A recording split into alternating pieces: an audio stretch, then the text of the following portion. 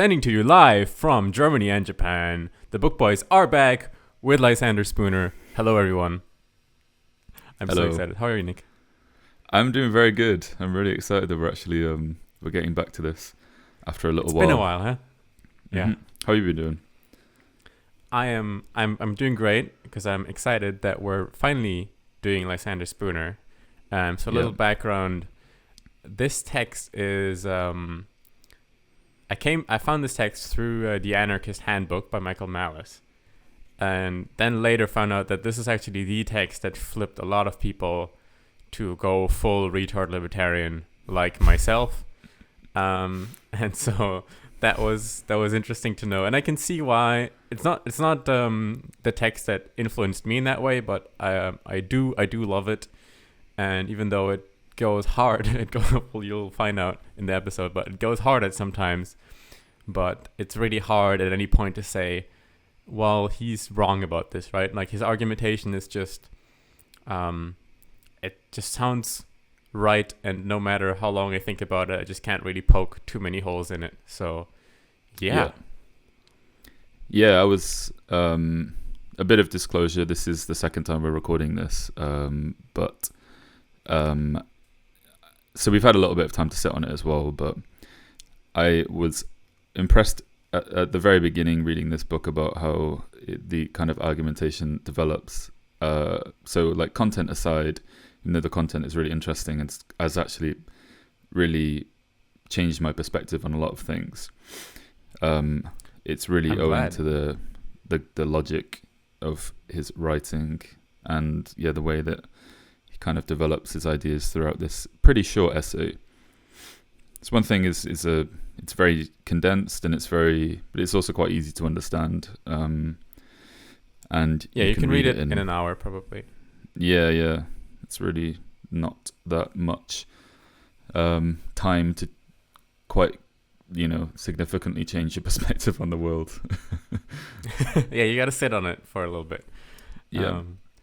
Okay, lots has happened since last time. I'm back in Germany, and Nick is slumming it out in Sapporo and Tokyo, doing the whole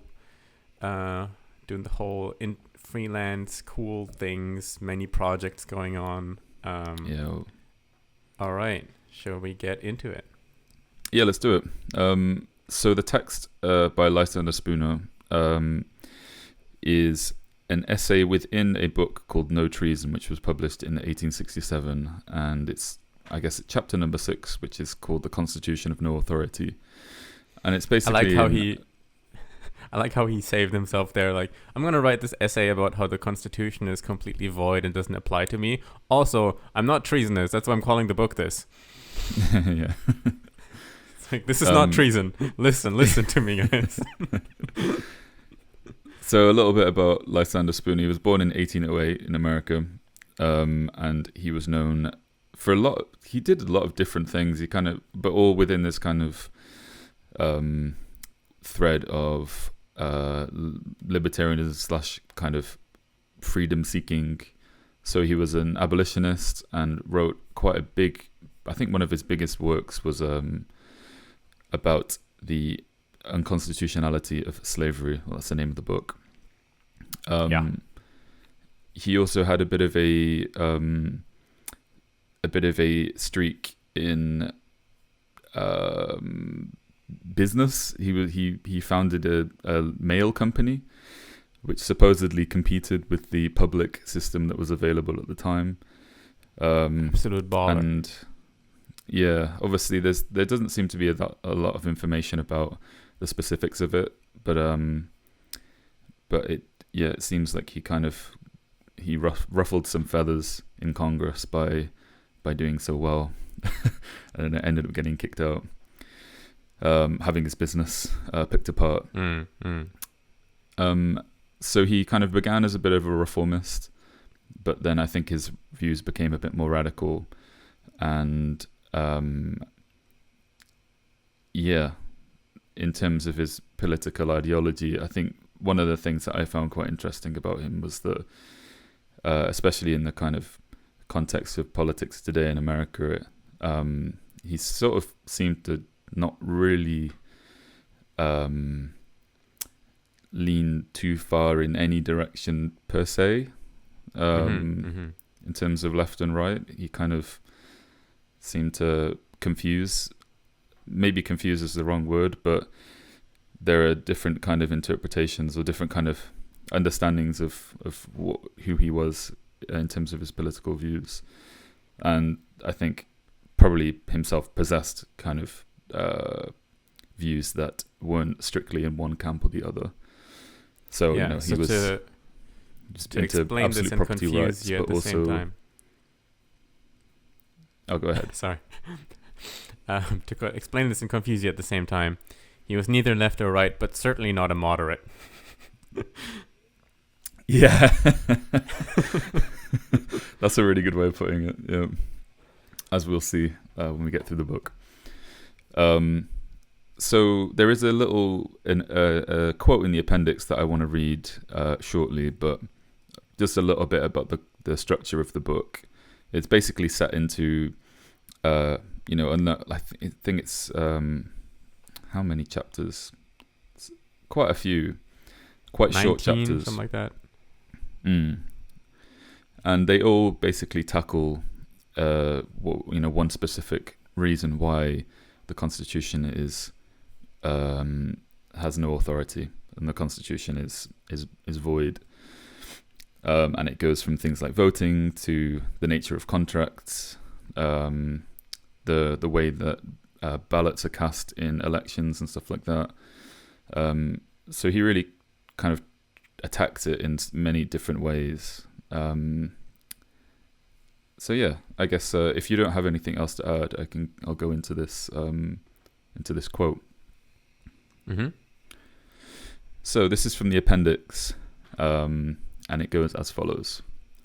Inasmuch as the Constitution was never signed nor agreed to by anybody as a contract, and therefore never bound anybody, and is now binding upon nobody, and is, moreover, such a one as no people can ever hereafter be expected to consent to, except as they may be forced to do so at the point of the bayonet, it is perhaps of no importance what its true legal meaning is as a contract. Nevertheless, the writer thinks it is proper to say that, in his opinion, the Constitution is no such instrument as it has generally been assumed to be, but that by false interpretations and naked usurpations, the government has been made in practice a very widely and almost wholly different thing from what the Constitution itself purports to authorize. He has herefore written much, and could write much more, to prove that such is the truth. But whether the Constitution really be one thing or another, this much is certain, that it has either authorized such a government as we have had, or has been powerless to prevent it. In either case, it is unfit to exist. Right. So this is interesting because you have a lot of conservatives in the US, of course, who are very small government and who would certainly agree with Spooner that the Constitution has envisioned a different government than we now have. And, at Spooner's time, that wasn't even that, big of a deal. But now with all these like 3-letter agencies, CIA, FBI, fucking IRS, all these, things that weren't supposed to really exist, but were kind of added onto it, expansions in the executive as well. And So, but those same conservatives would then say that the Constitution is the greatest thing ever, that we should live by the Constitution, and that, it's just the evil politicians blowing out the Constitution, which is the issue. Whereas Spooner says, no, the Constitution has failed to prevent this, and therefore it is unfit to exist, which is quite a different takeaway.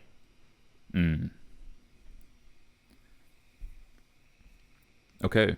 All right. So, how should we get into this? The first chapter is more or less kind of a introduction on what the Constitution is, I guess, and it kind of brings in some initial questions. The first of which is like, this is a contract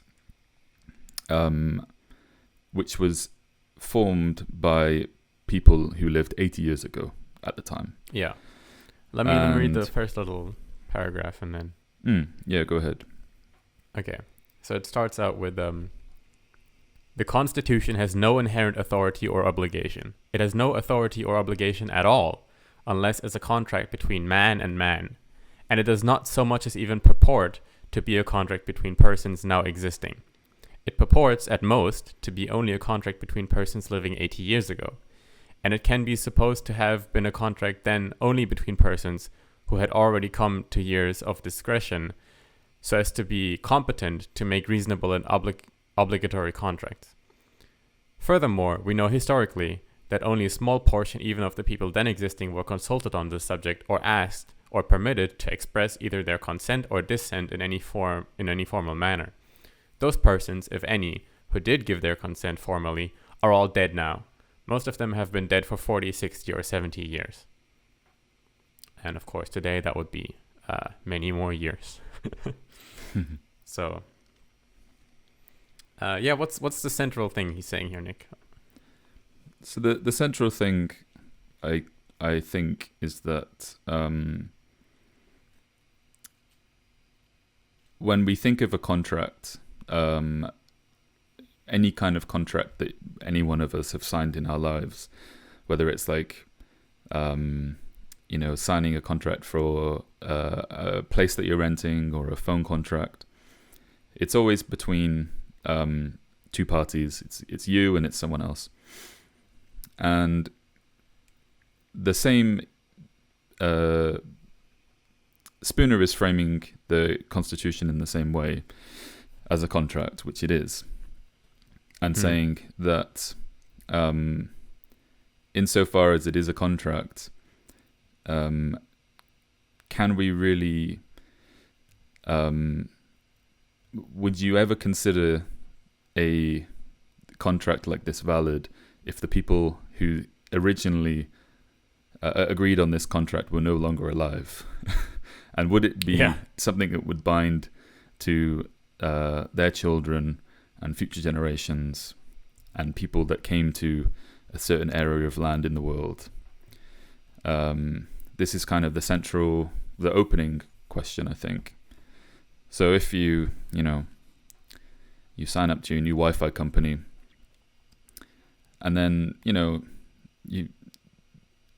you find out, not by any specific wording of the contract at all, because it's definitely not written in the Constitution, that this also applies to every child you'll ever have in the future and every child that they'll have, and it also applies to everyone else who lives in the same area as you. And it sounds like I T-Mobile. don't know. It would be a bit of a strange situation. So he's kind of saying, why? What is special about this contract? Why does this contract seem to have much wider authority? And the question is, the answer I think that he would say is that it doesn't. But yeah, that's what this whole book is about. Yeah, so there's definitely a problem with this.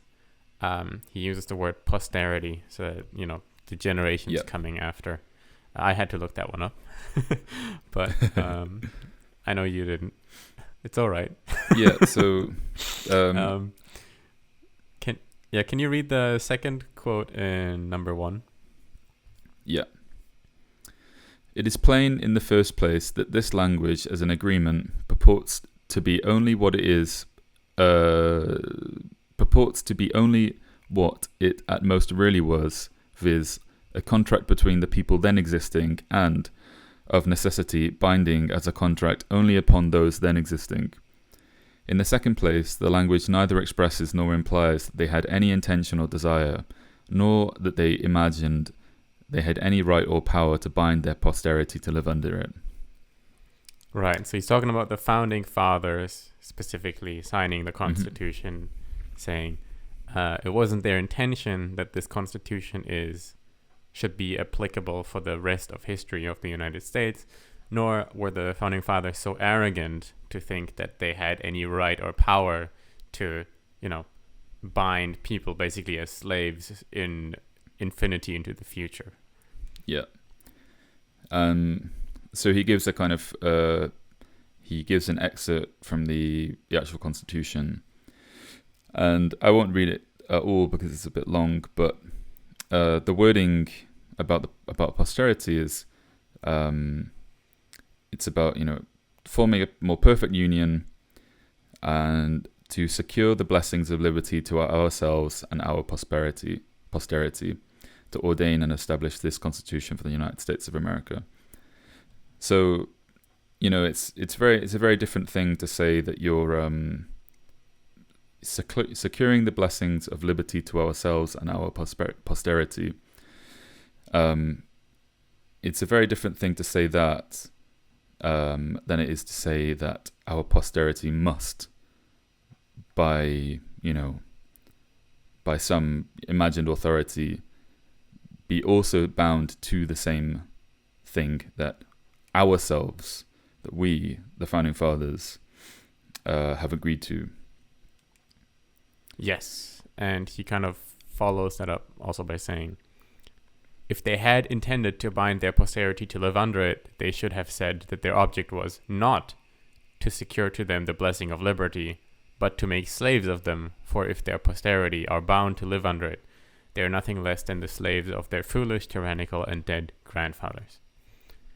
Yeah, wonderful. So, he's not calling the founding fathers foolish or tyrannical, but he's saying that if they were to do such a thing as to make the Constitution mandatory forever into the future, then they certainly would be, which is not what they're doing, though.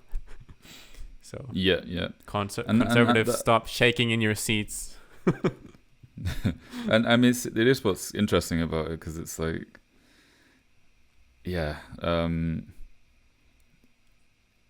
with they're kind of like deified the founding fathers for kind of creating this document, and I think I think this, and this is something that Spooner does speak about later on in the book, but this kind of concept of consent, or this idea of consent, that if you're able to kind of decide, I want to be under the protection of this government, and I want to, contribute through taxes and participating in other ways, I should be free to do that.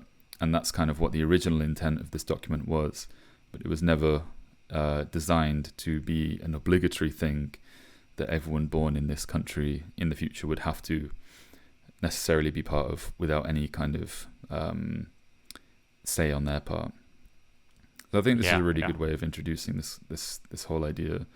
It's not really an attack on the Constitution as much as it is an attack on the way that the Constitution is. Well, it is an attack on the Constitution insofar as it is treated as a compulsory document that everyone needs to live by. And when we get into the other sections, it's kind of, the holes become even more apparent. And there's one thing that I wanted to kind of introduce at this point to kind of think about throughout. This is something that kind of that I was thinking about a lot when I first read this, was monarchy. And in the UK, obviously we have a monarchy, and it's pretty easy to find a random person on the street who would be very against the concept of monarchy, and I think it's very easy to understand why. There's this kind of this family of people who have at some point in history been designated by some kind of like neat trick, been designated, people assigned by God to rule over people. And of course today the monarchy doesn't have nearly as much control as it used to have hundreds of years ago, but nevertheless, there is still this family of people that have this kind of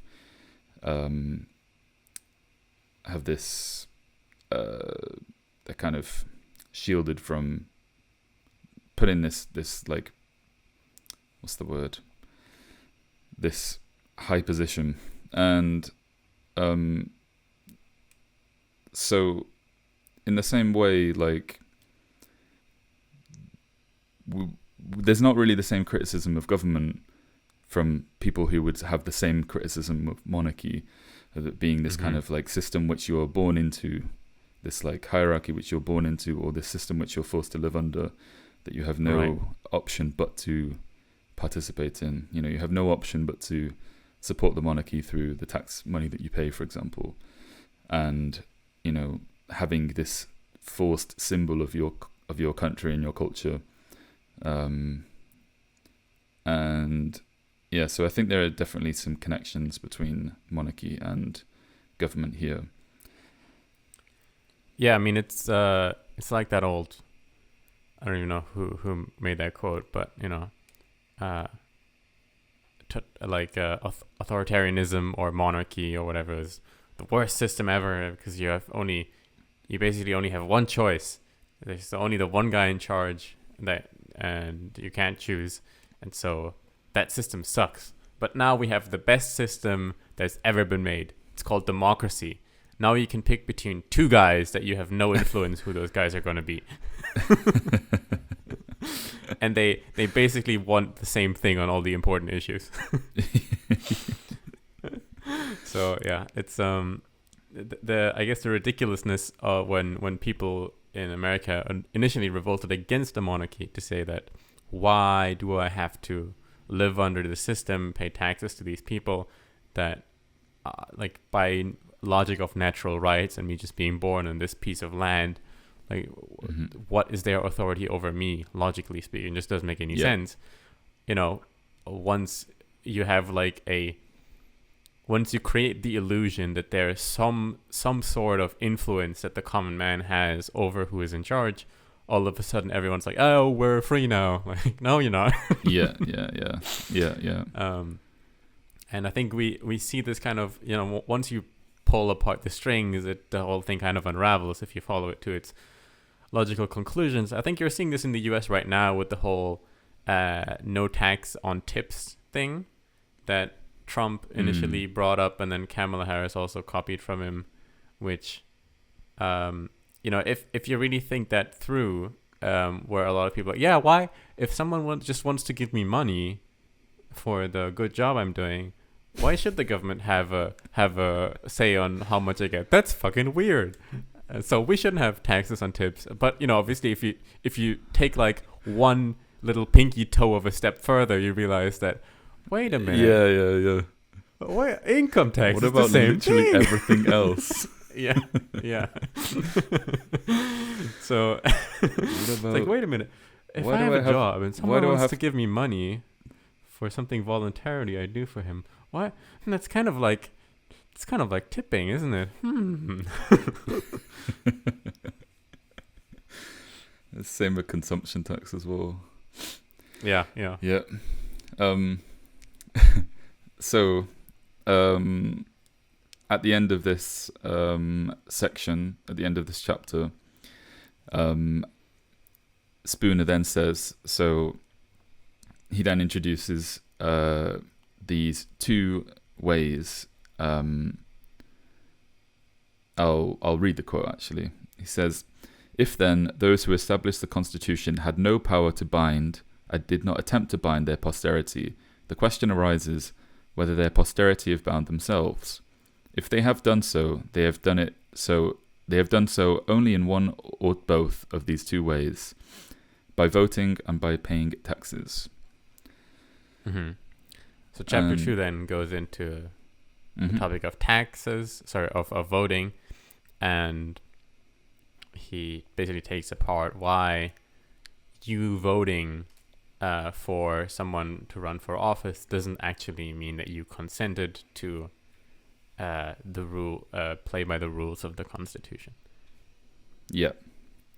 And, well, let me just do the first little snippet I've got here. No one, by voting, can be said to pledge himself for any longer period than for which he votes. If, for example, I vote for an officer who is to hold his office for only a year, I cannot be said to have thereby pledged myself to support the government beyond that term.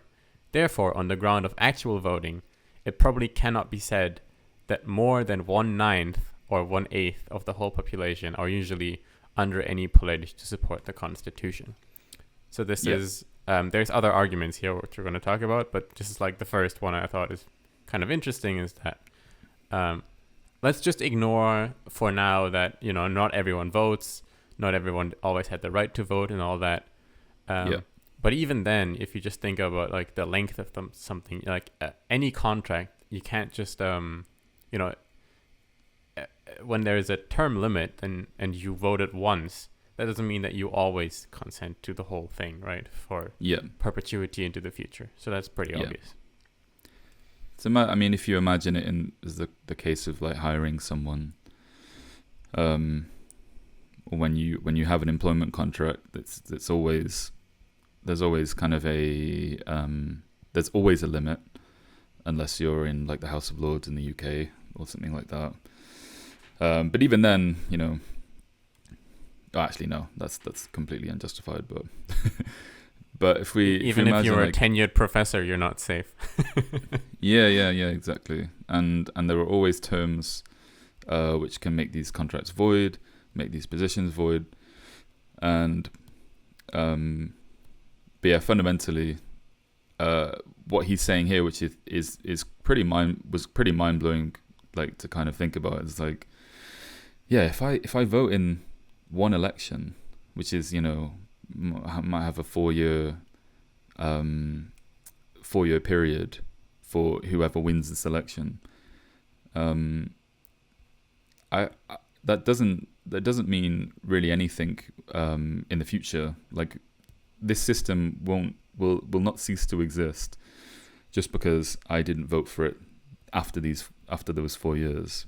You know, if I vote for this candidate and this candidate goes into office for 4 years, that position will still exist even if I don't vote next time, and there will be someone in that position even if I don't vote next time, and most importantly, that person will be doing something that will have an impact directly on my life in a coercive manner, whether I vote or not. Mm-hmm. And, you know, but there's more.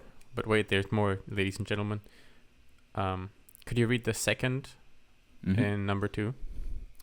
In truth, in the case of individuals, their actual voting is not to be taken as proof of consent, even for the time being. On the contrary, it is to be considered that, without his consent having ever been asked, a man finds himself environed by a government that he cannot resist. A government that forces him to pay money, render service, and forgo the exercise of many of his natural rights, under peril of weighty punishments. He sees, too, that other men practice this tyranny over him by use of the ballot. He sees further that if he will use but the ballot himself, he has some chance of relieving himself from the tyranny of others by subjecting them to his own. In short, he finds himself, without his consent, so situated that, if he use the ballot, he may become a master. If he does not use it, he must become a slave. And he has no other alternative than these two. In self-defense, he attempts the former. Right. So that's to say, even I think this is really that. Yeah. Go ahead. Even within the term that you voted or quote unquote consented to anything, you actually did not consent, because while you have a choice to vote or not to vote, even if you don't vote, you're still going to get fucked over. Whatever other people voted will still take away your freedom and your money and your property and your time. And so he's basically saying voters are in a kind of life or death situation where, like, imagine a serial killer kidnaps your wife and your child and then, like, holds a gun to both of their heads and says, if you choose one, I'll only kill one, but if you don't choose, I'll kill both. And you're like, I guess kill my wife. And then he's like, you killed your wife, fuck you. That's basically where voters are in democracy. Well, I was thinking it's a kind of, you're kind of you're forced into a ring against another person, and you're forced to fight each other, basically, and you can not fight and get killed, or you can try and fight and then have to kill someone else.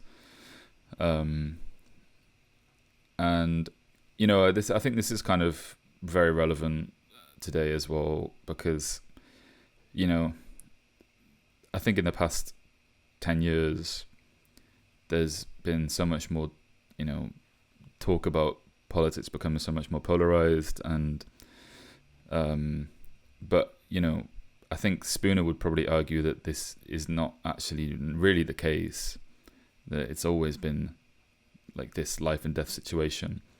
It's maybe just a matter of how much people are aware of the other side, I guess. Mm-hmm. But no one is kind of, it's not, there's always a discussion about politics becoming polarized, but there's no discussion as like why is it becoming, or why is it polarizing? And it's polarizing because, even if you don't vote, you still have to suffer the consequences. So the more you know about the other side, the more that you know about people who will be practicing tyranny over you, the more you're compelled to act in self-defense and try and practice tyranny over them in some other way.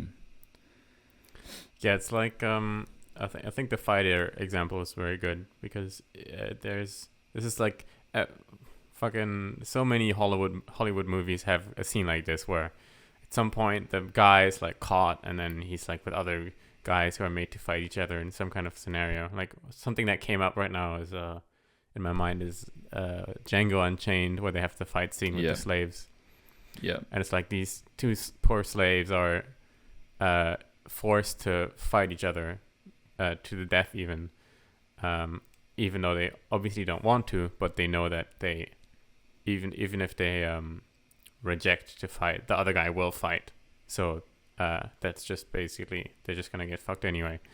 Yeah. So everyone watching that movie, everyone watching that scene realizes that this is horrible, because the people who are actually involved in doing the thing have no choice in the matter. And even though there's an illusion of choice of I can choose to just reject to participate, it's not really a choice, because you're just going to get fucked anyway. But as soon as that same thing is not immediate physical violence, but instead political violence, we tell ourselves we're the freest people in the world, which is even though the mechanics are pretty much the same. Yeah. And on that note as well, the person who's conducting the fight is completely absolved of any of the violence themselves. And that's kind of like the ideal position to be in if you want to be tyrannizing people, is being this, you're the person who's on the edge of the ring, watching and making sure it happens, rather than actually suffering any of the consequences yourself. And this is also kind of, I think, we get into this later on as well, talking about the consequences, and talking about blame and stuff like that.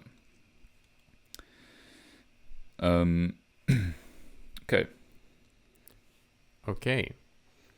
Before we move on to the categories of supporters, can you read the third one in number 2? Yeah. As taxation is made compulsory on all, whether they vote or not, a large proportion of those who vote no doubt do so to prevent their own money being used against themselves, when in fact they would have gladly abstained from voting if they could thereby have saved themselves from taxation alone, to say nothing of being saved from all the other usurpations and tyrannies of the government. To take a man's property without his consent, and then to infer his consent because he attempts, by voting, to prevent that property from being used to his injury, is a very insufficient proof of his consent to support the Constitution. Yeah, so not only does the first argument apply to we mentioned, where you don't really have a choice, but also, since your taxes are being taken anyway and may be used against you, it's only natural that as like a panic last resort, you would resort to voting to at least maybe influence whether your own money, your own property is going to be used against you or not. Yeah. So yeah. And we can speak about voting here, and we can speak about all other manner of ways that people with property and people with lots of money, people with wealth, can use that wealth to influence politics, to save themselves from having their own property taken by the government. We can think of all sorts of big corporations that take advantage of these things, and everyday people to an extent as well. There's one last thing as well, which is the actual that I think one of the most important points about in this chapter is voting eligibility. And obviously during Spooner's lifetime, obviously chattel slavery was a huge part of American life, and so obviously if you were a slave, you would have no rights, more or less, and would obviously not be able to vote. Also, if you're a woman, and as it is today, if you're a minor, but all of these groups would still necessarily, to different levels, be subjected to the same effects of government, and would still have to live in this system, even though by the rules of this system, they aren't actually really even like participants. They're just subjects. They're just kind of they have less autonomy than those that can vote. And then of course, there are people, especially I think back then, who were probably either very isolated from civilized areas, or maybe they were uneducated or illiterate. All different kind of disadvantages that would have either prevented them from voting or prevented them from making a vote that actually kind of means something to them. But nevertheless, they would still be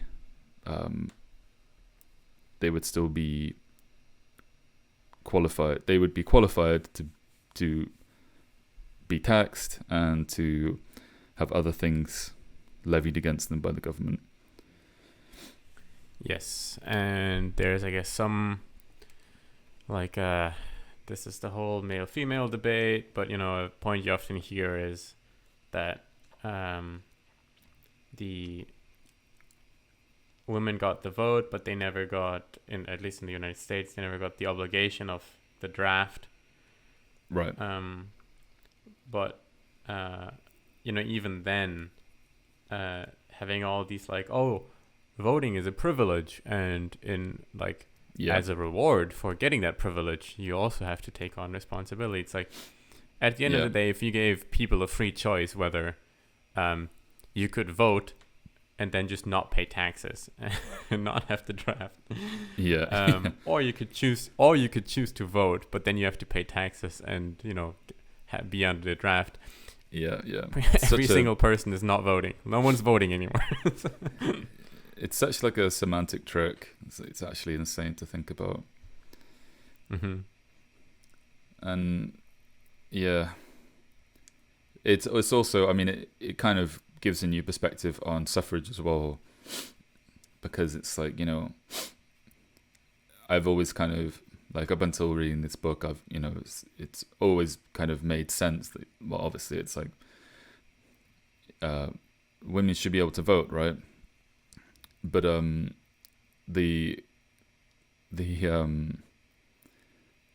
it's not just like a women should be able to participate in politics, but it's also what is really being said is that women should be able to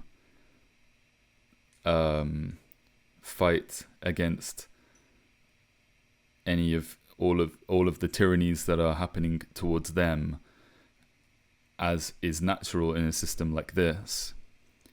the same way that it is with everyone else, which is not really a good thing. I mean, it's not really a nice, like, ideal situation, but it's considered like, obviously this is the best that we can do, is letting all kinds of people vote.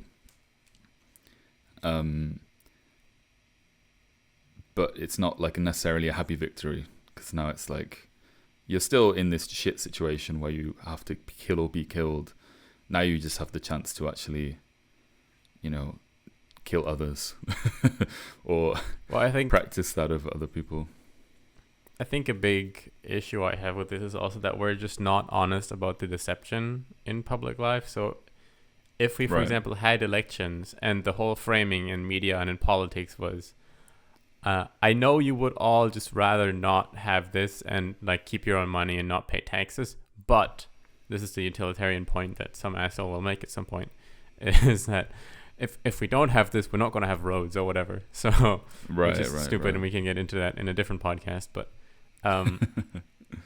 there are all these reasons, and we just have to have this form of government. And so I know it sucks, and I know that you'd rather not vote and not pay taxes, but it is that time of the year again, so let's just get this over with. But instead, the whole framing is always, the free people of this country have chosen of their own volition their new leader. Give a big applause for this guy. And then it's like, should we mention the metaphorical guns to everyone's bags when they made this free choice? Like, I don't know. Exactly. And like, what about this is okay. We'll get into different quote later. But what about all the people who literally explicitly, which in the United States often is like more than 50% of the population, explicitly did not vote for this guy or even voted for the other guy? Yeah. Did they also voluntarily choose to subject themselves to this guy? Like, it's like, I am your representative. I represent you. It's like, I can scream in your face that you don't represent me. I can literally scream into your face that you are not speaking for me. And you're, no, I am your representative.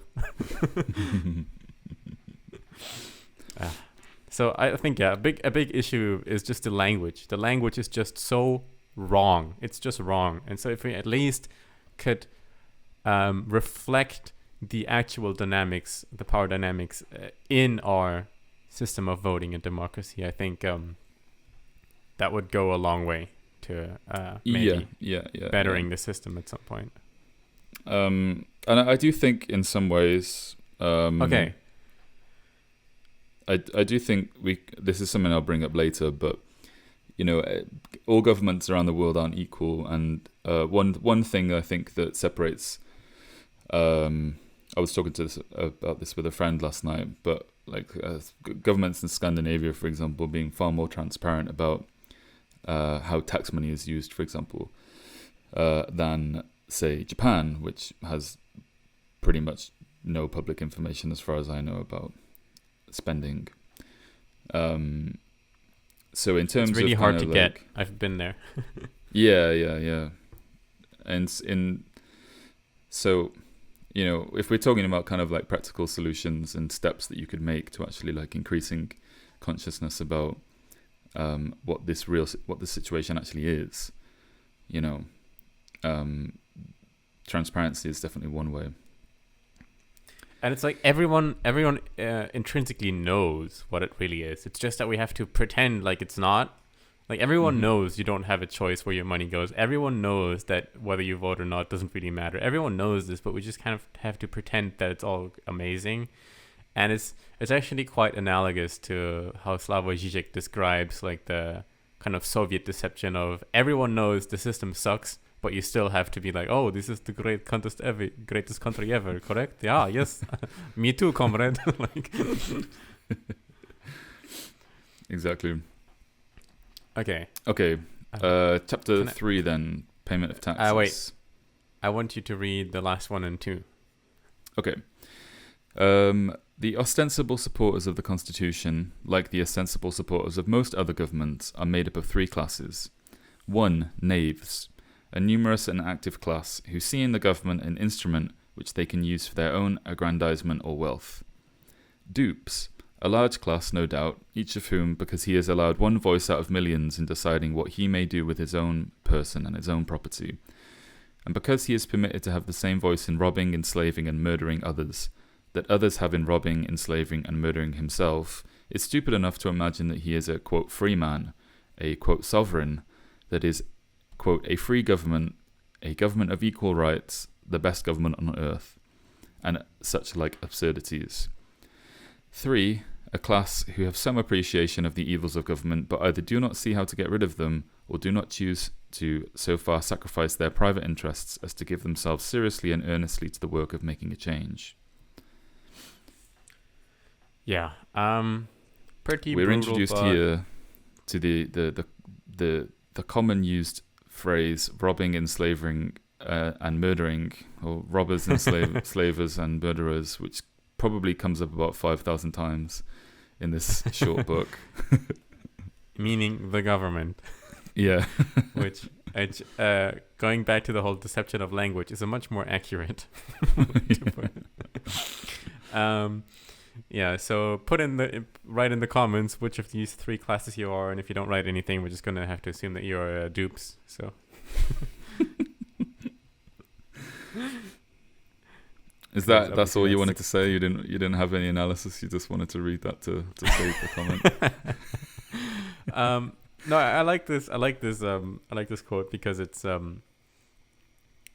is very true. If you look around, like people in your life that aren't really into politics, but they're like, if you went up to like your parents or something and you were like, oh, what do you think about the fact that we all have to obey the Constitution even though no one ever consented to it? And they're like, I think the Constitution is really good because we have freedom of speech. Okay, you make a great case there. So I don't know, just look around in your life and think, oh yeah, that's a knave, that's a dupe, yep, that's maybe number 3 there. Yeah.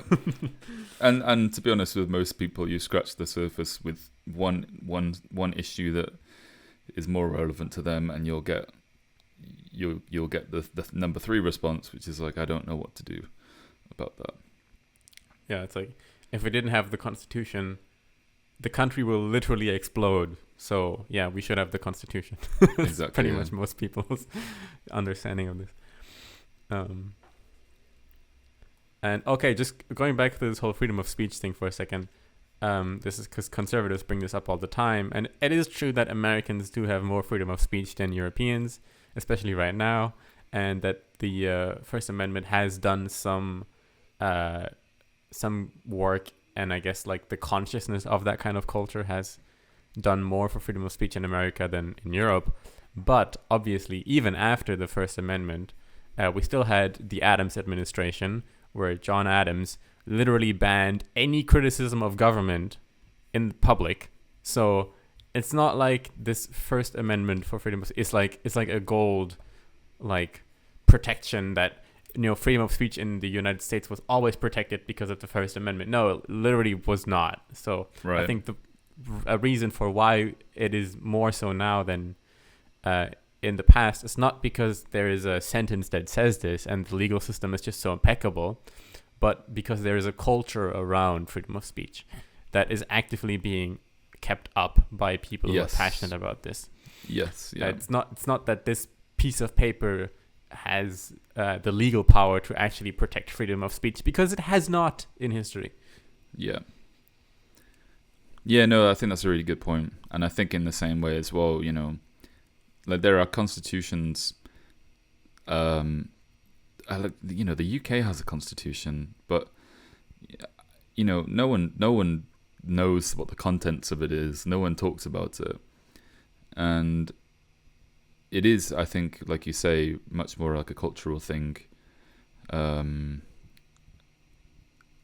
What people's immediate responses are to seeing certain things in their environment, and how that kind of like how we see that on a more grand kind of collective scale, how people respond to certain behaviors.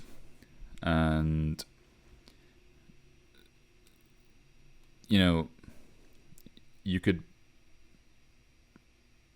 maybe say that, I don't know.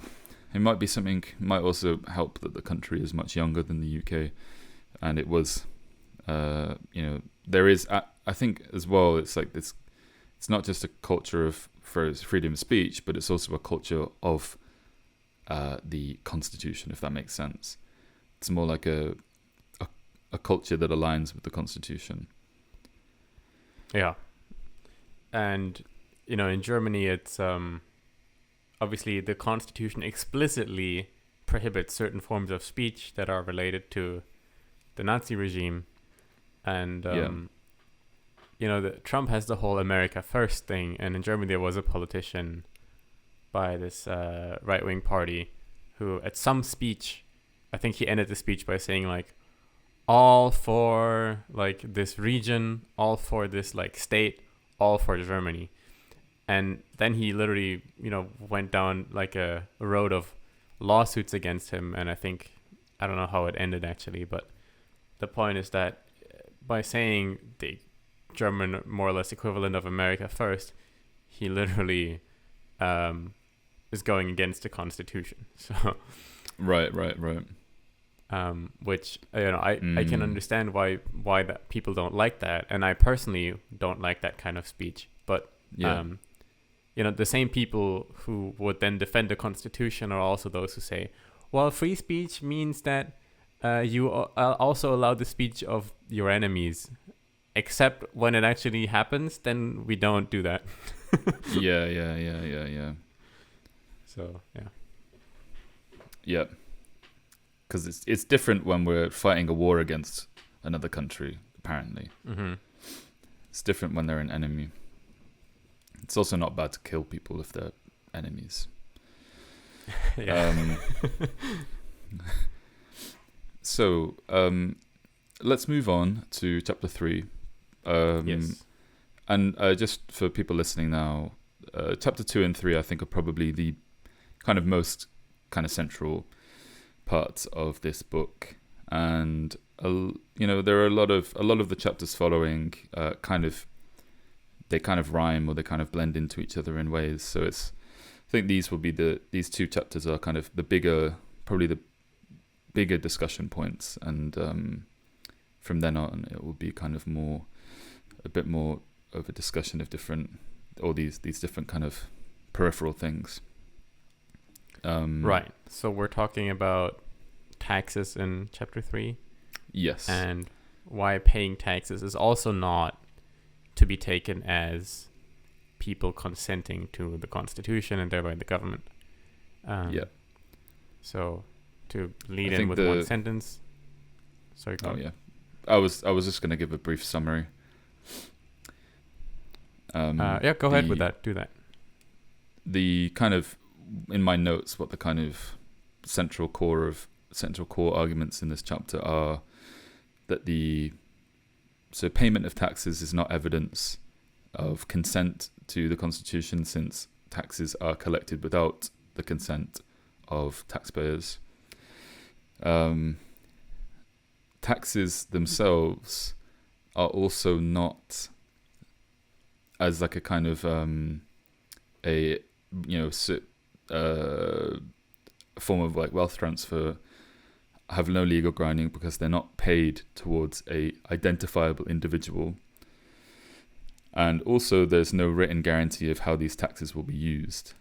And a side note, it's like whether they're actually in favor of the taxpayer or not. So we have a situation where we're paying taxes without consent. We don't know who we're giving them to.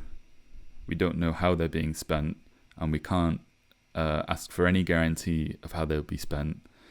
And then on top of that, it's entirely possible that these taxes that you pay may be used to injure you further in the future, whether that's by reducing the benefits that you have, or by literally explicitly punishing you in financial ways or political ways. Yeah, so to I think a common thing I hear these days from people leaving sometimes the UK, sometimes other countries because of increasing regulation on free speech is, I thought to myself, why am I funding my own oppression? And then I left. Yeah. Okay. So yeah, Spooner says, quote, "The fact is that the government, like a highwayman, says to a man, your money or your life, and many, if not most, taxes are paid under the compulsion of that threat." This is, I remember once we had an argument in our Friedrich Nietzsche class back in uni. And I mentioned something to this extent to our professor, saying that the government always operates under the threat of violence. Like, when the very definition of government action is to compel people to do something that they otherwise wouldn't, against their will, by force, by using violence. And our professor was very insistent that no, there's a big difference if it's actual violence or if it's simply the threat of violence. And somehow this just sounds to me like if you go up to someone like from behind and you put either two fingers or an actual gun, whichever one it may be, you don't know if he's coming from behind, put a gun to someone's back and say, your money or your life. And if they give you the money and then you run away, you're like, that wasn't even violent. Yeah. I got all this money and I didn't even use violence. I'm like, what? That wouldn't hold up in any court ever. yeah, 100%. Or like, but also as well, a guy. Oh, go ahead. A guy like rapes a woman and is like, if you don't consent to this sex, then I will beat the absolute shit out of you and probably kill your child. And then, she's like, okay, you can have sex with me. And then, she sues him for rape. And the guy's like, well, no violence happened. Yeah. There was no violence involved at all. One wonderful example. Yeah. Definitely, this episode is definitely going to be widely promoted by YouTube. I mean, this is when the auto transcription comes out. It's the same logic behind, like, saying taxes aren't violent. No, they're not violent. But also, I mean, the bottom line is that if they're not violent, stop paying them and see what happens. Exactly. So men with guns come to your house and put you in a little box where you will be raped by other men. That's what happens. I don't think the question is about the threat of violence. I think it's about whether there is a consequence of violence or not if you don't comply. The threat of violence is one thing, but there is no threat of violence really. Okay, let me clarify that. The way that taxes are paid now, and the way that contributions to the government are made now, are so kind of, unless you're like actively avoiding and have been found out, and you get like a letter, a letter with a red stamp on it in the mail, which is telling you that you need to do this or your property will get seized or whatever. That's a pretty extreme situation that most people will never experience in their lives. But and the reason is because your tax is taken out of your salary before it comes to you. The prices in the shops, depending on where you are in the world, sometimes it shows the pre-tax price, sometimes it shows the post-tax price of consumption tax, but it's like you just can't buy it. No one's going to let you buy it if you say I don't want to pay the extra 10% on this product. Because they're legally bound to sell it with the tax. Yeah, and so legally bound is just another nice way of saying under the threat of violence. Exactly. Yeah. So, I think the reason why people might struggle to appreciate that concept is because, like, the way that we live in the world, no one has any idea of how much public things, things that are spent publicly cost, and they also, when taxes are taken from them, they're kind of taken from them in pretty indirect ways, and in ways where the kind of that kind of threatening interaction is minimized as much as possible, whether that's by, not allowing you to have the money that you have to pay in the first place, or whether it's by, making other people, like business owners, for example, responsible for collecting that tax from you when you buy things. Yeah, and I think one of the biggest, smartest and evil things that governments have done is to basically make it impossible to even choose to pay the tax or not. Like, even, for example, you could have taxes mandatory, but you have to go actually to the city office and actually like put a check into the mail, right? Yeah. Like you have to do with so many other government services when you want something. Exactly. So in that system, it would still be mandatory, but you actually do have some agency in doing the thing. But the reality, of course, is that so many people, even if it's just like 1 or 2%, would just not pay taxes, that you would frequently on the street see the police coming up to your neighbor's house, knocking on the door, there and be like, leave me the fuck alone. Police being like, no. Neighbor is being dragged out in the street, yelling, you have no right to take my property from me. And police says, shut up, puts them in the car. If you have that kind of thing occurring daily and seeing it in the street, then you create public dissent against this completely unfair system. True. Whereas if you don't even have the physical, choice, not choice is the wrong word, but the autonomy of participating in the system, then it's kind of like the same violence still exists, the same police coming to someone's house, beating them, putting them in a car, that still exists. It's just behind the scenes and you don't see it. And because it's like and therefore to say, oh, but the police doesn't really I never in my real life see people being hurt by the police for not paying taxes. That's kind of like saying the thing I mentioned earlier with, oh no, it's just a threat of violence, it's not actual violence, right? It's like if you're a slave in like the plantation owner's house and over the years you've accepted the fact that you're a slave and that you'll never be free, and so therefore, I don't know, you decided that you will instead of being a defiant slave, you say good morning to them and shine their boots with a smile, and then maybe they let you eat with the other workers like one day out of the week, and you get to use a knife and a fork to eat your food or whatever. And you're like, oh, look, I'm living this great life. My life is so peaceful. There's no violence in my life. No. Yeah. The violence is still there. It's just been, you've just been tricked into not seeing it, which is even worse in my opinion. Yeah.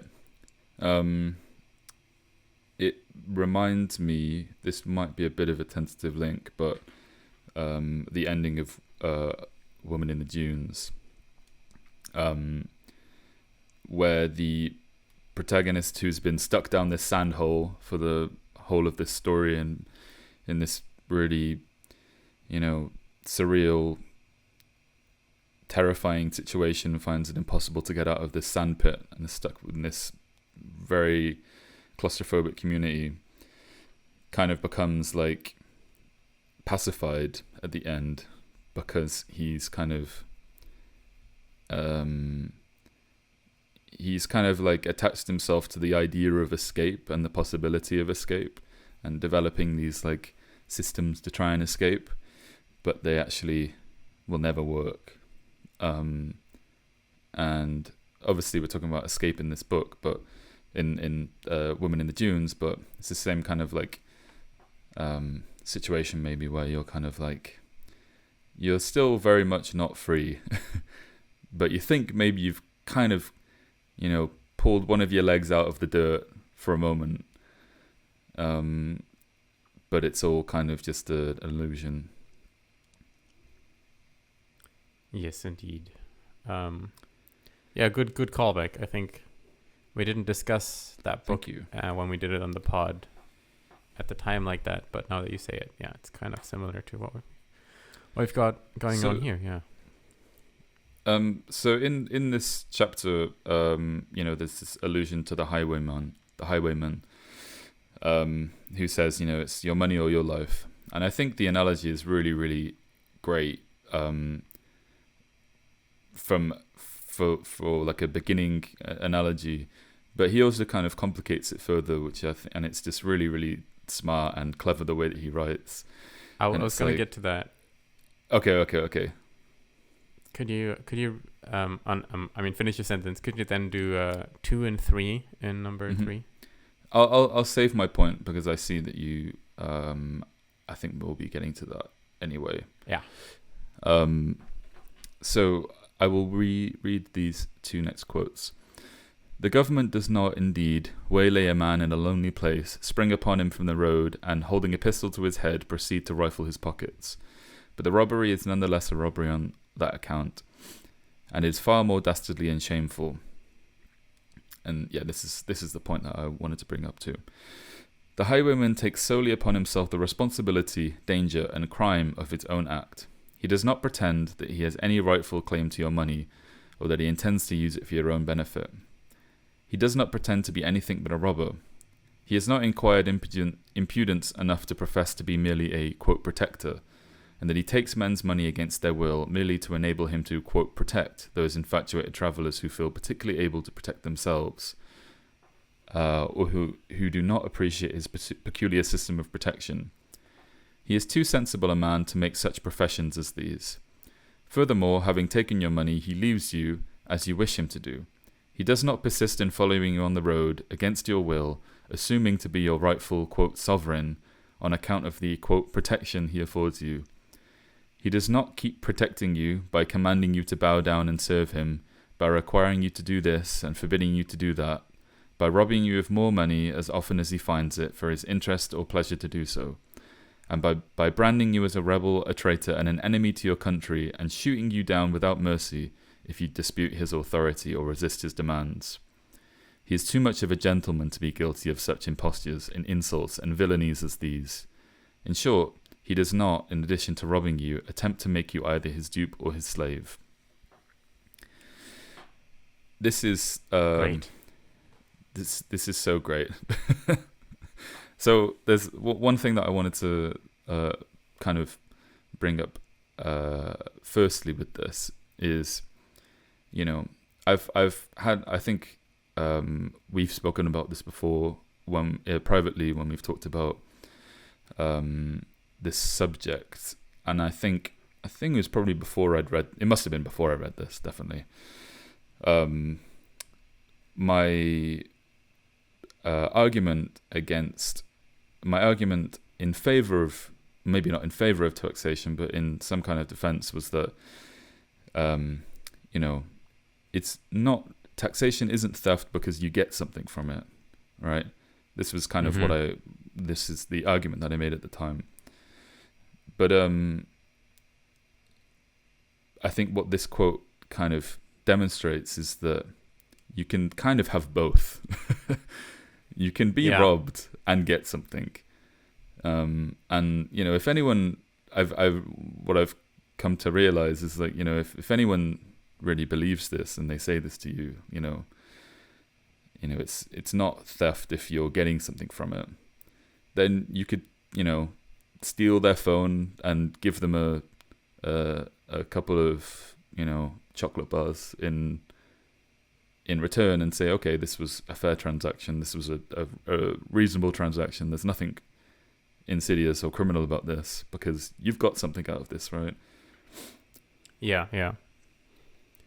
And I think even sorry, go on. No, go ahead. The thing that's even left out of that is that a kind of understanding of free market economics, where just generally any product or service will always be optimally cheap and optimally diverse and optimally efficient if it's produced by free enterprise instead of central planning. So to take an example, like the government steals from you, but you also get something. For example, the waste disposal service, which in reality means what you actually get is the government robs you, but it also compulses you to force this particular service to throw your garbage away where you have to separate into 5 different bins, which takes 2 hours of your week every week. And if you do it wrong, you're an asshole. Instead of having all the free market options where you could have much cheaper, much more efficient, and much more comfortable garbage disposal. So even the thing you get in theory is not actually, you're not actually getting something. You're getting a compulsory restriction to use a government service that sucks, and it always sucks. Yeah, that's a good point. Yeah, and it's often not only a it's also often like like you said, like a monopoly service. So yeah, you can't do anything else with your trash, with your rubbish. There's no other option other than to get it disposed of publicly. So I mean, I'm trying to think of another example of this, but like, I mean, subway system. Yeah, it could be subway, but I mean, I was thinking maybe like I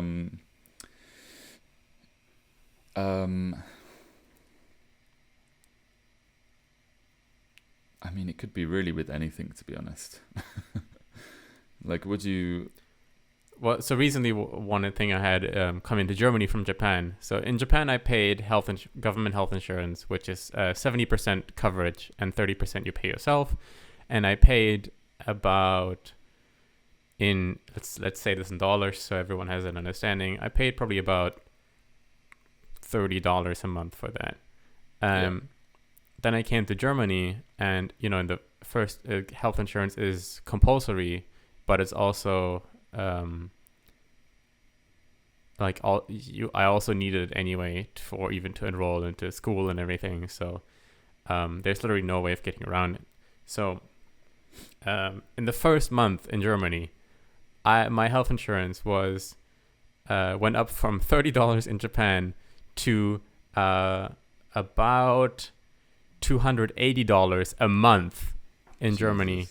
And now it's getting lower now because I've entered like a plan with my family. But if I was on my own, that's what it would be basically. And the service was so shit that I was calling them every week. And it's 2 months later, and I still don't have my insurance card. Last week I got a letter in the mail. That entitles me to go to the doctor, and it says you can show this paper instead of the actual card.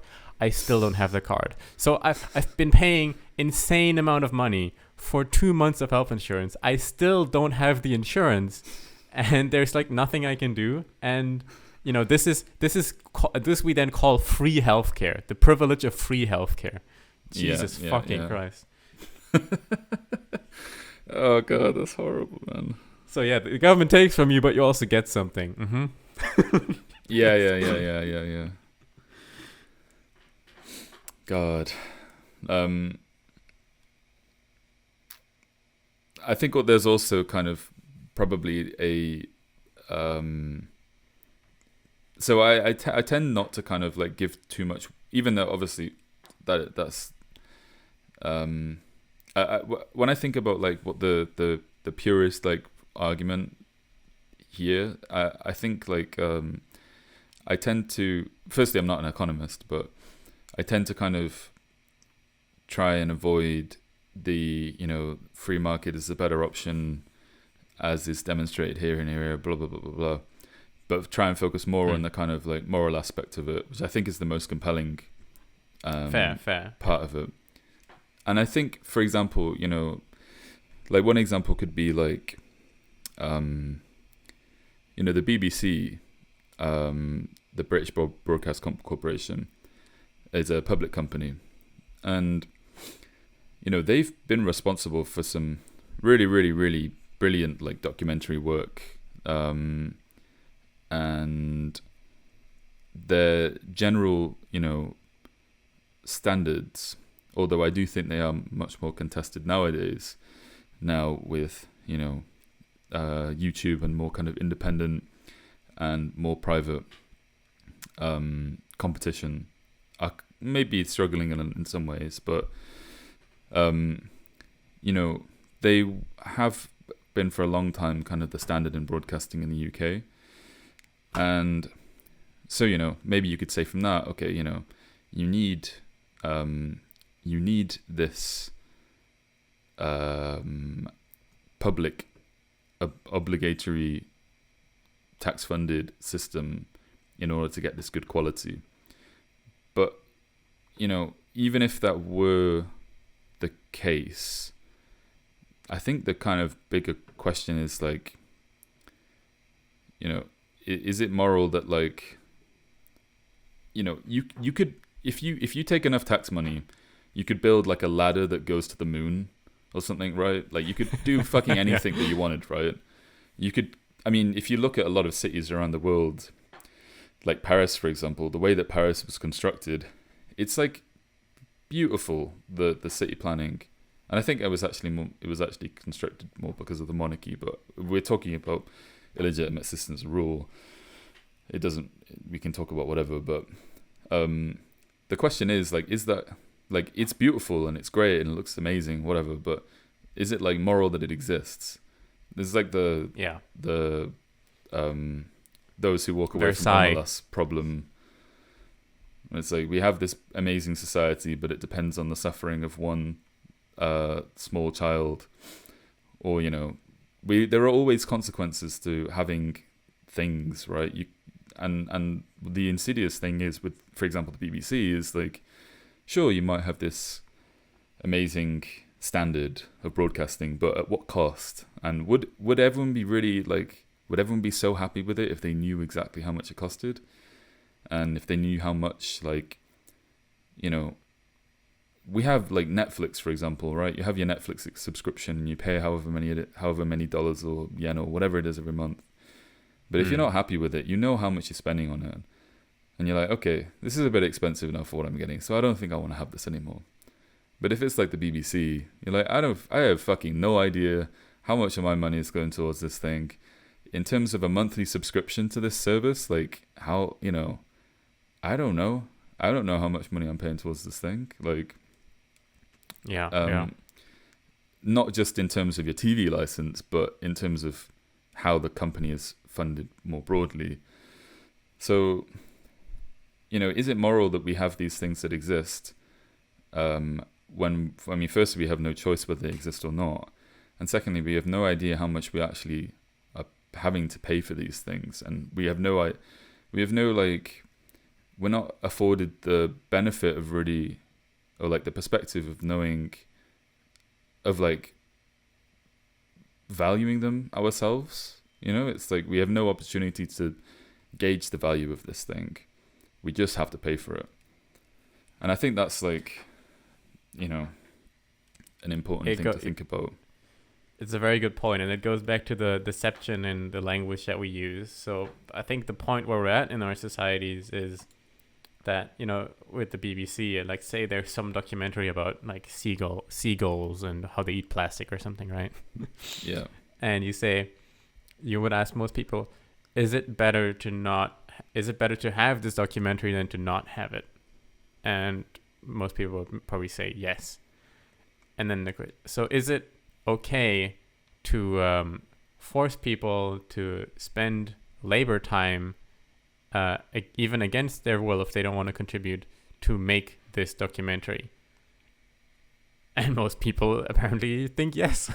That's just where we are in society right now. It's like, exactly, okay, so where exactly are the boundaries of what we can force to be produced on the backs of taxpayers and what we don't produce? It's like, well, it's just kind of arbitrary, whoever is in these bureaucratic systems. I don't know. Yeah. no one really is accountable for these decisions. It's okay if I like the thing, Yeah. It's like I kind of like it. Or I don't hate it. Yeah. Yeah. And I don't know too much about the BBC, but with these kind of national systems, it's always also that a lot of it, I think, is just gatekeeping. So if, say, you have this BBC documentary you really like, in all likelihood, the documentary and whoever wanted to make it would have made it anyways. It's just that because the whole market is dominated by the BBC, you can't really get around it. And so it's just a sensible thing to go with the BBC and take some BBC money and put your documentary on the BBC channels when, it's not that these it's not that this director and the people who filmed this documentary wouldn't have been able to do that without the BBC. Of course, yeah, that's absolutely true. And if anything as well, it's also just kind of a sign of the corruption that you would and we see this in a lot of different ways. You know, I was speaking to another friend last night who was she's from Thailand, and she was saying how her mum really wanted her sister to become like a bureaucrat, because it's like, you know, if you get into that spot, you get all these benefits and you get, you know, you're safe, right? And it's like we're kind of forced when these systems exist, in the same way that like we're forced to vote because we're forced to kind of try and put ourselves above others. We're also in that same way, you know, when there's a system with which we can kind of improve our own wealth, everyone's going to try and take advantage of that. Yeah, and it's like why, you know, the tragedy of the commons. It's like in the Soviet Union as well, and like it was these spots was, and you know, culturally they also kind of like have like this kind of cultural respect as well. Like in Japan, it's like if you work for the government, you know, it's very highly respected because it's like, oh, you did these really difficult exams to get into this job, whether you're like a police officer or whether you're, you know, a pencil pusher somewhere or whatever. And but in some countries, like in Greece, for example, or in Georgia, you know, it's considered kind of like a bit of it's a good thing, but it's also kind of, I feel like maybe a little bit more recognized for what it is. Like you've got yourself your cushy little like government job. You don't have to worry too much now. Yeah. There is something like that in Germany as well, where there is kind of a duality of, der Rechtsstaat, we are law and order and blah blah blah, but also people kind of know that bureaucrats are shit. Right. Okay. Before we go on to the next point, there's one little, because we haven't beaten this horse to death enough yet. About, you know, Spooner was talking about how the highwayman doesn't follow you around and pretend like, you know, him giving you protection is like a great thing and you have to address him as sovereign. You know, it's funny, when I went to Italy, I went, you know, the more south you go, the more mafia history there is. And especially on Sicily, there was like a bunch of like museums and like plates to remember the mafia history and whatever. And it's like, it's the government putting up these plates being like, look at these evil people in the past that forcibly took money from everyone in order to quote unquote protect them, even though they didn't consent to it. That's fucking crazy. Can you believe that happened? And, you know, it's the government putting this up being like, oh, that's also exactly what we're doing, except we won. yeah, exactly. It's kind of like that Norm Macdonald joke about, like, you know, going back about all the world wars and talking about all the wars in history, and it's like, man, I've been studying history recently, and it's, you know, it's really crazy how lucky we got that reading all these history books, that the good guys always won. We're so lucky. I can't believe we managed to do everything right. Yeah.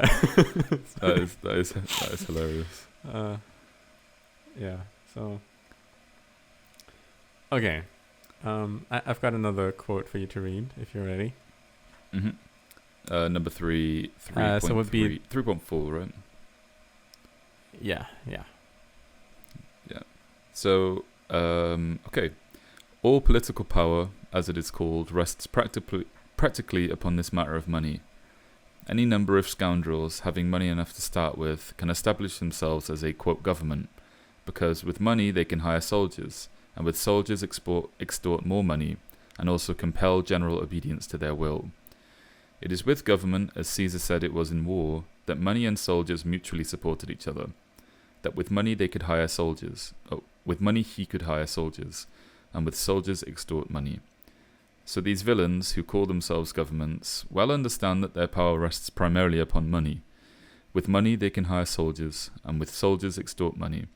And when their authority is denied, the first use they always make of money is to hire soldiers to kill or subdue all who refuse them more money.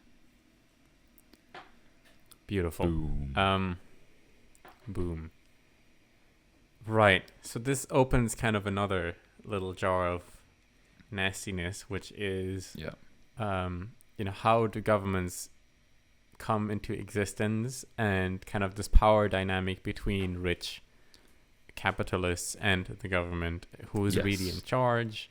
Yes. This is a thing that is talked about later again in the book, but of course Spooner is not saying that money itself is like a bad institution. It's just that the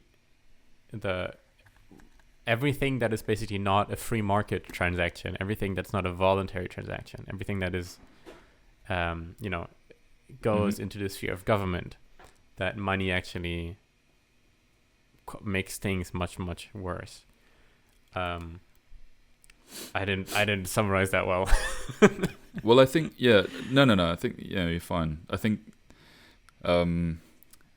we get more discussion of this later in the book, and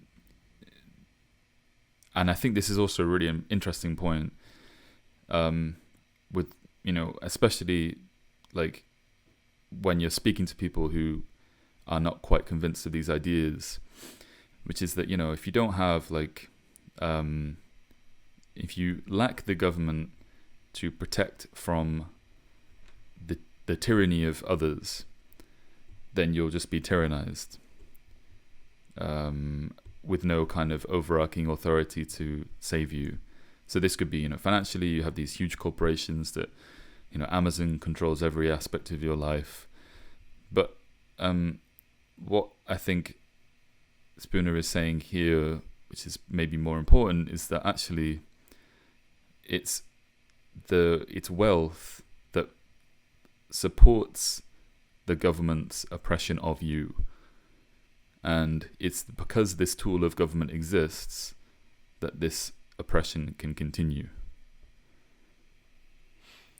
Yeah, and this also shines a light on kind of the quote-unquote billionaire class, which is currently often in debate. And you have a lot of faceless, nameless people with a lot of money who are continual political donors and who are basically, continuing to support the establishment, which are not discussed in public because it's not convenient for politicians to do that.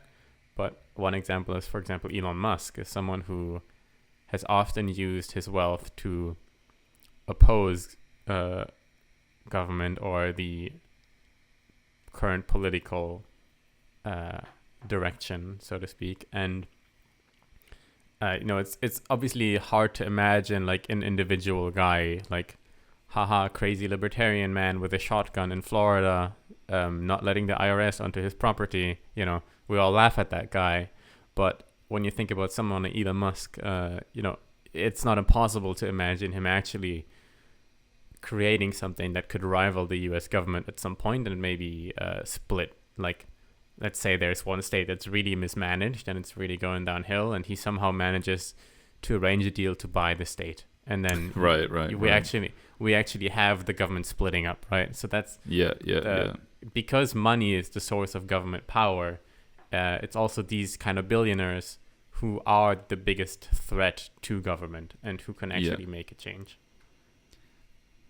But they're also just as equal a threat. It makes them just as equal a threat to us, because it's like, Elon Musk can buy this state and now he's the guy.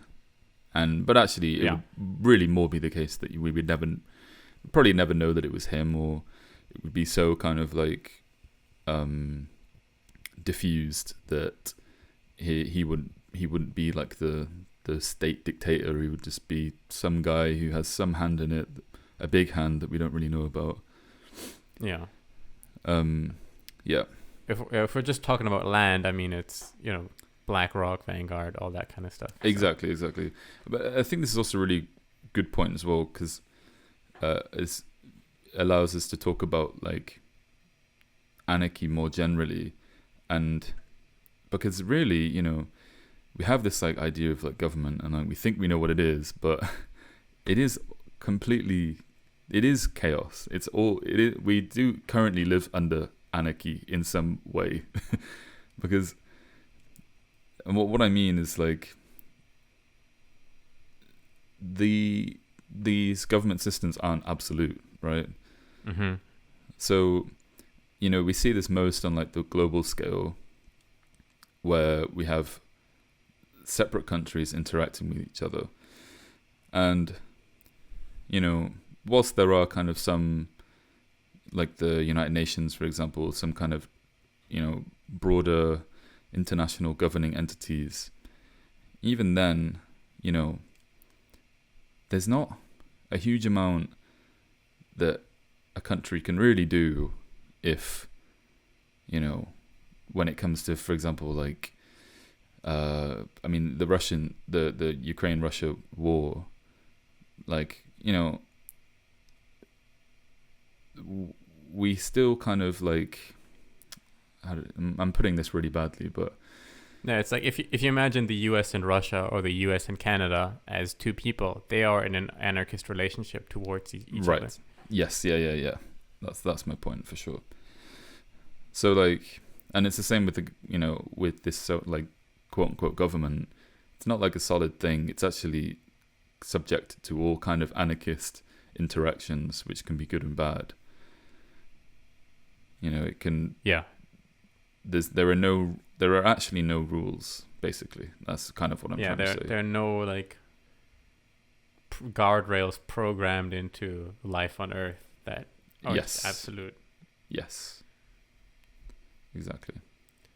Okay. There's one last quote in number 3. Let me read that. Mm-hmm. So this is talking about the issue of money controlling politicians. So he says, mm-hmm. For this reason, whoever desires liberty should understand these vital facts. That is, that every man who puts money into the hands of a government, so-called, puts into its hand a sword which will be used against himself, to extort more money from him, and also to keep him in subjugation to its arbitrary will. Second, that those who will take his money without his consent in the first place will use it for his further robbery and enslavement if he presumes to resist their demands in the future. Mm. So that, folks, is why we shouldn't pay taxes.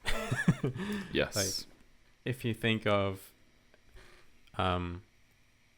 if you think of like the thing you just said, there are no absolute rules, even though you're obligated to pay taxes.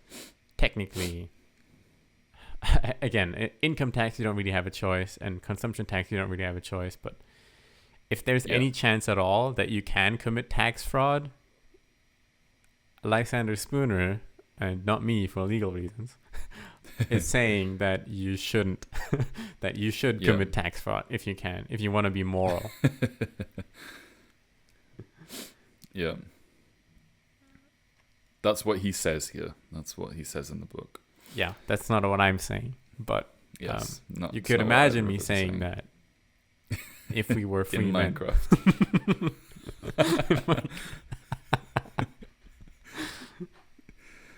My Roblox avatar could be advocating for tax fraud.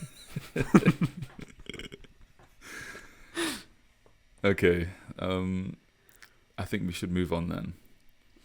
Yes. So, from here on, we go into kind of a discussion about like contracts, which I think is super interesting. Like I have no, legal education, but the way that it's presented here is super easy to understand and kind of like honestly really exciting to think about. So he kind of takes this idea of a contract, and as we've already talked about this idea of a contract so far, like quite a lot, but this is the point where he really kind of like digs into it, and in these like following couple of chapters, I think. So the essence of chapter 4 is that what is a contract if it doesn't have a signature, right? It's such an essential question that seems so obvious, and again is part of this just like semantic trick of the Constitution, of government generally. Since when have you ever made a contract in your entire life where you haven't had to sign it in some kind of way? Another point is that contracts can't be imposed on others without their consent, which is also seems obvious. Therefore, the Constitution is not a binding document because no one has ever signed it, and no one has ever delivered any kind of consent to be ruled under the Constitution. Yeah, or even if like a small select number of people signed it, it would only be binding for them. Yeah.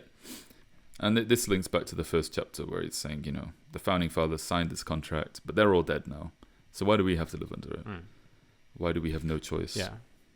To quote one sentence from the beginning, the law holds and reason declares that if a written instrument is not signed, the presumption must be that the party to be bound by it did not choose to sign it or to bind himself by it. Yeah. Nothing you can really say against that. You can, people can make utilitarian cases for why we need the Constitution, why we need the government, but there's just no real way of getting around this point. Honestly, yeah. There's no like, without, I don't know. I've thought about this so much, and maybe I'm just like, one of the problems with this book actually is that no one's fucking read it. So there's no, aside from like libertarians, I don't think anyone's really like reading it and providing any kind of critique. But I also actually generally think that like the arguments are very sound, and there's no, it's almost like, you can't kind of make the argument that it is okay without also making the argument that for some reason arbitrary monopoly power is okay for some reason.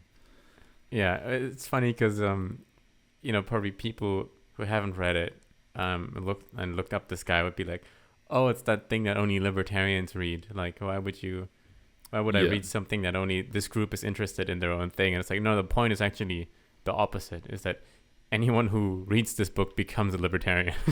yeah, right. That's why only libertarians read it. Or at least if you go in 2% libertarian, you come out 30% or something like that. Exactly. Like no one reads this and is like, no, this doesn't make sense. Exactly, yeah. Unless you're being very, very disingenuous. Okay. So I'm going to read the second quote here, and this just kind of goes again through what we've just been saying. So, where would be the end of fraud and litigation if one party could bring into court a written instrument without any signature and claim to have it enforced upon the ground that it was written for another man to sign? That this other man had promised to sign it, that he ought to have signed it, that he had the opportunity to sign it if he would, but that he had refused or neglected to do so. Yet that is the most that could ever be said of the Constitution.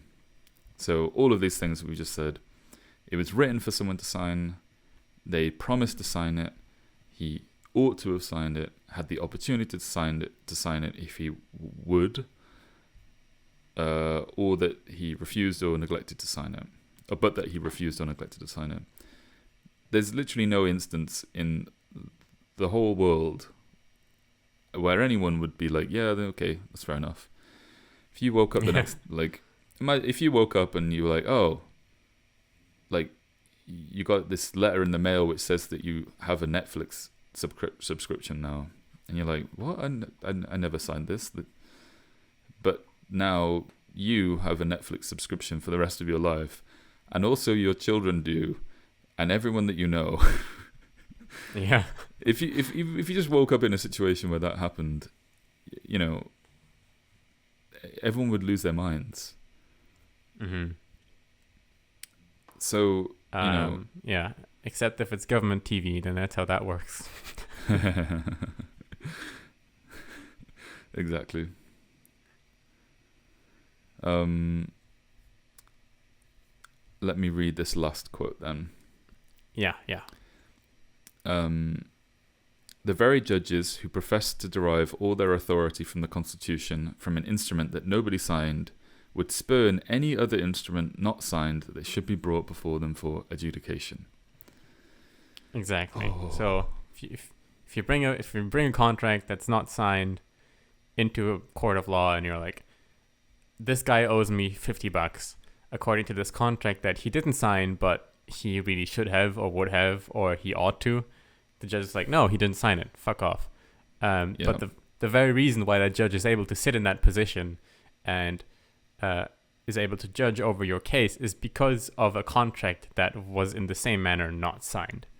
Yes, exactly. So it's the Constitution of no authority. And this is like what is so kind of like depressing or disturbing about it is this like, and what reveals the, the meaningless of all of it, that you can supposedly have this system of like, the legal system, which is supposed to be based on this pure logic and like, excellently thought out system where, we've managed to kind of refine the English language to perfectly account for every possible scenario in a contract between two people, so that there can never be any disputed points and everyone knows exactly where they stand. And it's like we've like refined the system so well and made this like beautiful thing, but it rests on something that goes against it completely. Yeah. So if the Constitution isn't like a contract, like what is it? And could you? I mean, that's the only argument I could see someone making against this book, is that the Constitution is not a contract. But then at that point, it's like, why is it used for anything? And what actually is it? I think that's why we have categories in law to live with this contradiction. It's like, this is common, this is this law, this is constitutional law, which just means logic doesn't apply here. We just have to obey. That's what that means. Exactly. It's wild. It's pretty wild. Yeah. It is. Okay. It reminds me a little bit of this idea of statute in law, which I'm not a legal scholar, but I had one law course ever in my life, and this just annoyed me because people always refer to statute. This is because of statute, and what that basically means is that at some point in time, there were two people, and some guy who had some authority at that point in time decided to do it this way. So therefore, even though we don't have a law saying what should be done in this case, because of statute, that is to say, because of some random instance in history, some 100 years ago, we now have to do it this way. That's how the law works. It's like, really? Can we not do anything better? It's like statute is like cannibals around a fire eating a guy, and then why? I don't think we should eat that guy because maybe he didn't want to be eaten. And it's like, nah, bro, statute. Shut up. Statute. Yeah.